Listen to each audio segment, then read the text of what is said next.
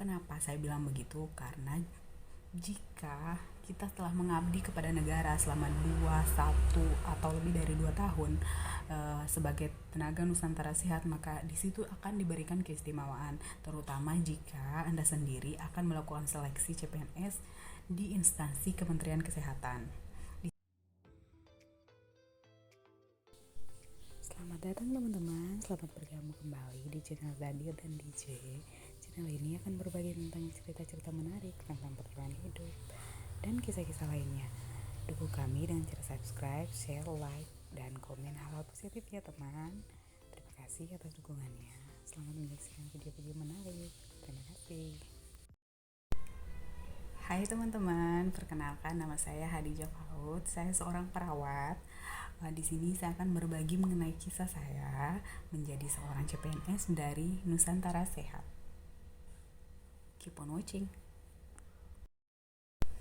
Oh iya teman-teman, bagi yang belum tahu apa itu Nusantara Sehat adalah salah satu program pemerintah di bidang kesehatan untuk menempatkan tenaga kesehatan di daerah terpencil, perbatasan, dan kepulauan. Kebetulan saya waktu itu direkrut dan alhamdulillah lolos sebagai Nusantara Sehat Tim Angkatan 6 alias Nusantara Tim Batch 6. Kami ditempatkan di daerah terpencil itu pada bulan Mei 2017. Alhamdulillah pada saat itu saya dengan teman-teman, karena tim ya, kami dengan beberapa profesi yang berbeda. Kebetulan tim saya 6 profesi yang berbeda, yaitu dokter, saya sendiri perawat, bidan, kesehatan lingkungan, kesehatan masyarakat, dan satu lagi analis laboratorium. Kami berenam ditempatkan di Sulawesi Tenggara, Provinsi Sulawesi Tenggara, Kabupaten Buton Selatan, tepatnya di salah satu kecamatan yang merupakan pulau terluar di Kabupaten Buton Selatan sendiri dan di Sulawesi Tenggara sendiri, yaitu Kecamatan Batu Atas, tepatnya di Puskesmas Batu Atas sendiri. Di Batu Atas sendiri kami mengabdi selama 2 tahun karena Nusantara Sehat itu adalah program yang dikontrak selama 2 tahun aja kita. Jadi di sana dari tahun 2017 sampai 2019. 2019 Mei kita selesai pengabdian di sana. Kemudian saya memutuskan untuk melanjutkan Nusantara Sehat lagi, tapi bukan tim lagi, yaitu Nusantara Sehat individu.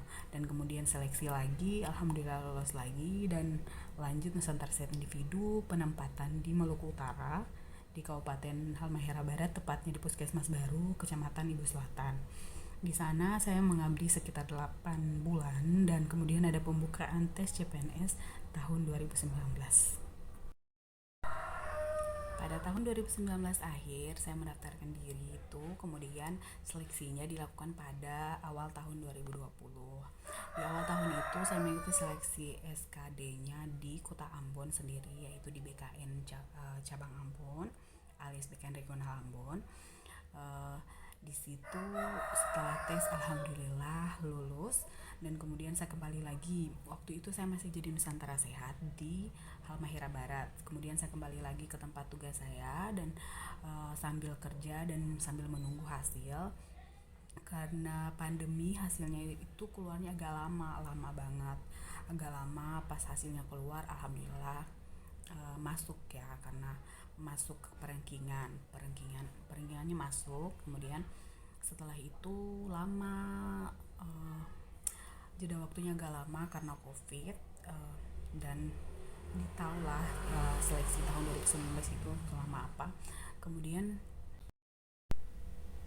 setelah penantian panjang, akhirnya datang juga seleksi tahap kedua, yaitu SKB yang kami laksanakan di Ternate. Karena kan COVID, jadi kita nggak boleh kemana-mana, harus seleksi pada provinsi atau kabupaten tempat kita berada saat itu.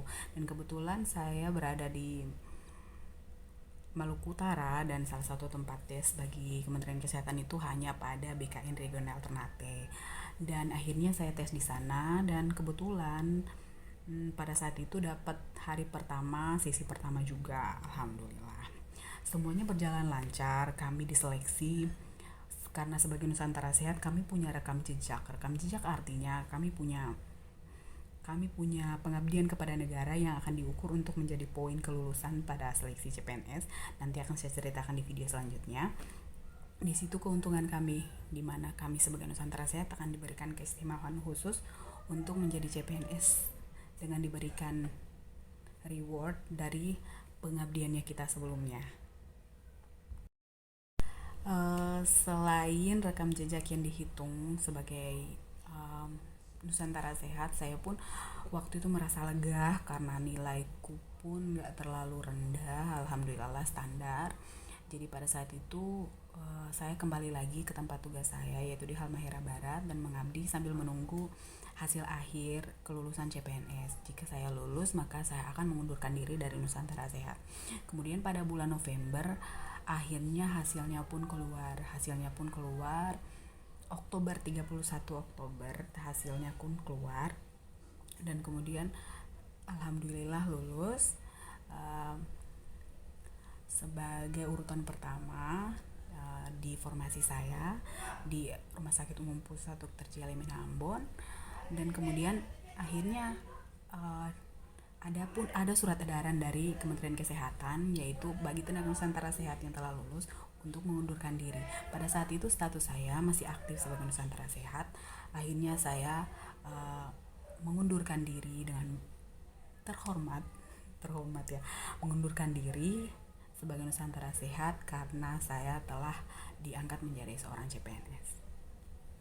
Teman-teman mungkin bertanya, apa itu rekam jejak, apa itu keistimewaan sebagai seorang Nusantara Sehat untuk menjadi CPNS di Kementerian Kesehatan. Akan saya ceritakan di video selanjutnya.